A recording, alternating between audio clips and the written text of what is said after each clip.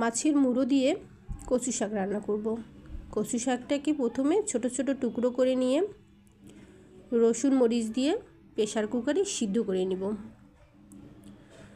তারপর মাছের মুড়োটাকে ভালো করে ভেজে নিব, একদম মুচমুচে করে।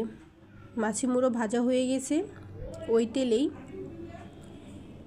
পেঁয়াজ, আদা আর মশলা কষিয়ে নিয়ে মাছের মুড়োটাকে ভালো করে ভেজে নিব। তারপর ওখানে সিদ্ধ করা যে আমার কচুটা ছিল ওটা দিয়ে দিব। এভাবে 5-6 মিনিটের মতো জাল করে নিব। আমার কচু শাক একদম রেডি।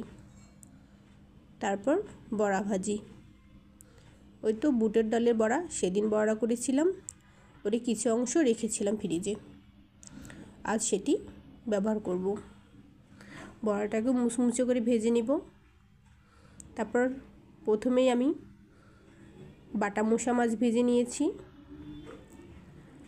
এই যে আমার প্লেটার রেডি। আলু ভর্তা, কচু শাক, বড়া, মাছ ভাজি, দারুণ খেতে কিন্তু